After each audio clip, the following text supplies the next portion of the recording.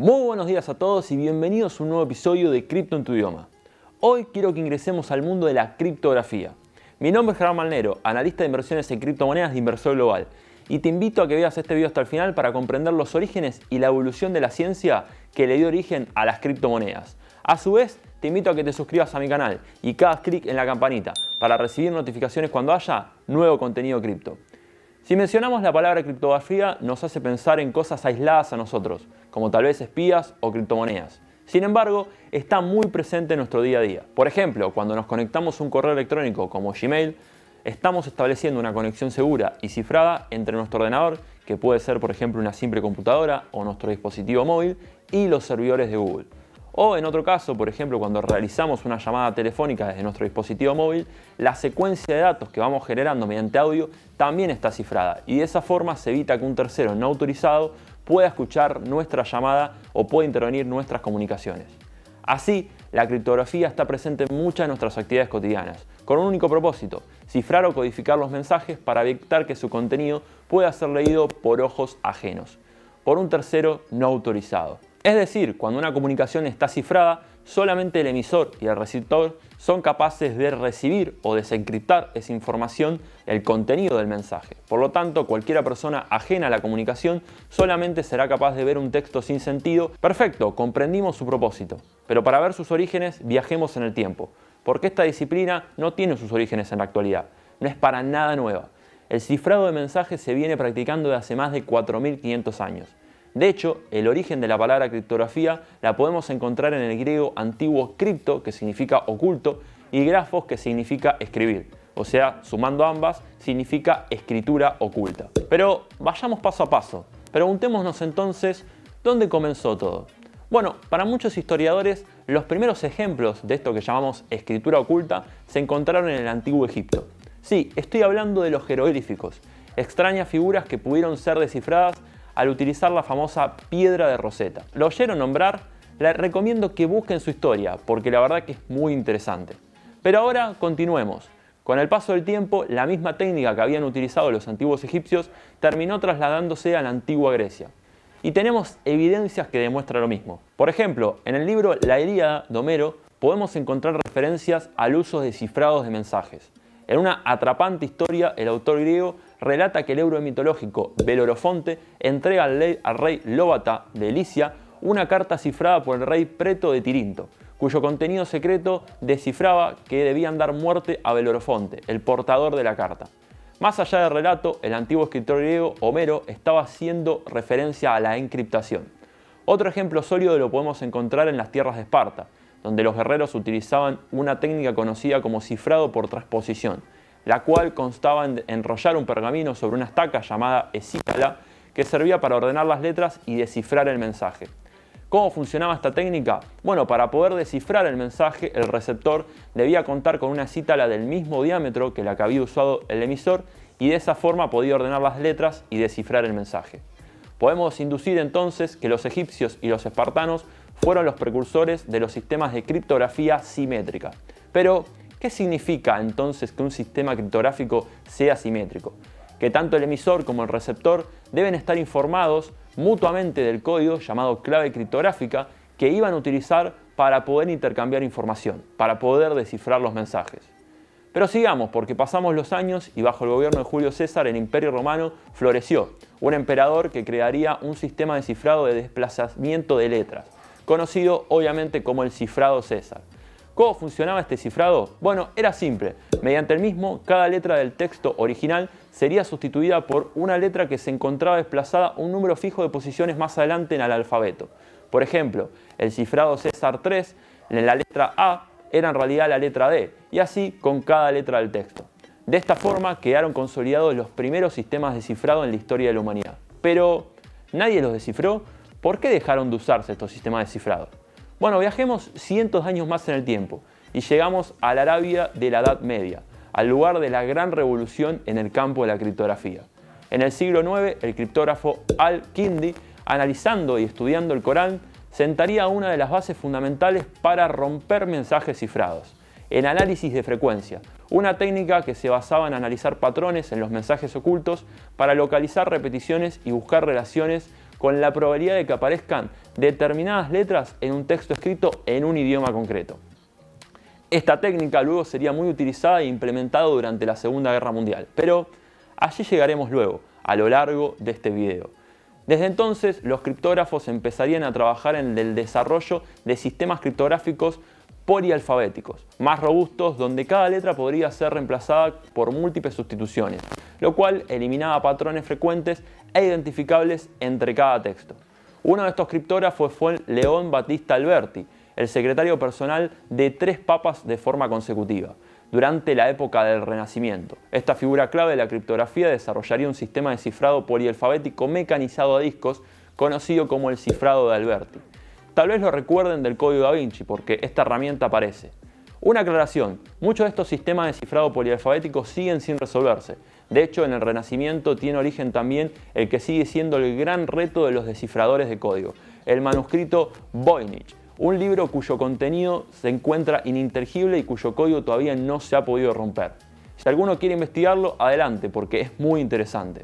Ahora, a medida que la disciplina fue avanzando, el arte de codificar, así como de descifrar mensajes enemigos, se convertiría en un objetivo táctico y estaría presente cada uno de los conflictos bélicos y armados del mundo desde ahí en adelante. Por ejemplo, desde las guerras de religión de Francia, pasando por la guerra de independencia de Estados Unidos, hasta la Primera Guerra Mundial, la criptografía tendría un papel fundamental. Y separé la Segunda Guerra Mundial, porque este fue un evento que lo cambiaría todo.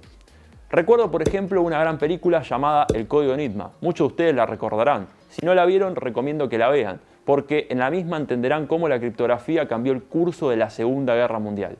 ¿Se acuerdan de la trama de la película? Bueno, era algo más o menos así. Durante la Segunda Guerra Mundial, los alemanes cifraban todas las comunicaciones bélicas mediante una máquina de rotores electromagnéticas llamada la máquina Enigma, que podía considerarse como el mayor avance de la criptografía en los últimos 1000 años. Para ello, el gobierno británico, junto con el apoyo del gobierno de Polonia, encargaron un grupo de matemáticos, ingenieros y físicos, entre los que se encontraba el matemático Alan Turing, que quiero aclarar que fue el fundador de la computación moderna que conocemos hoy en día. Les encargó que rompieran los mensajes cifrados, en otras palabras, que descifraran el código Enigma. Finalmente esto se logró y acabada la guerra, el 19 de abril de 1945, el gobierno británico le ordenó a los participantes que nunca se debería hablar sobre el acontecimiento, porque esto le daría la oportunidad al enemigo de decir que no fueron vencidos justa y satisfactoriamente. Como siempre, la criptografía pasaría a ser algo muy secreto. Ahora, quizás el trabajo de Alan Turing fue el más reconocido dentro del campo de la criptografía de la Segunda Guerra Mundial. Sin embargo, no fue el único.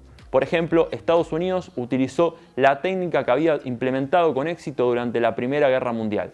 Y en vez de recurrir a complejos algoritmos de cifrado, como por ejemplo la máquina o el código Enigma, utilizó como código el lenguaje de los aborígenes nativos americanos. Entre sus filas, el Cuerpo de Marines de Estados Unidos contaba con casi 500.000 nativos aborígenes americanos que servían como operadores de radio y cifraban en su lengua nativa todos los mensajes transmitidos para que el ejército japonés no pudiese entender lo que se transmitía durante la Segunda Guerra Mundial.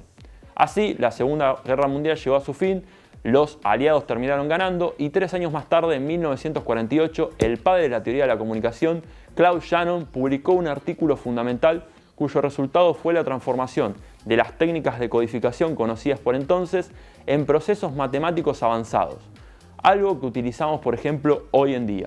A su vez, estos procesos matemáticos podían codificarse en algoritmos y ejecutarse mediante la utilización de una herramienta informática.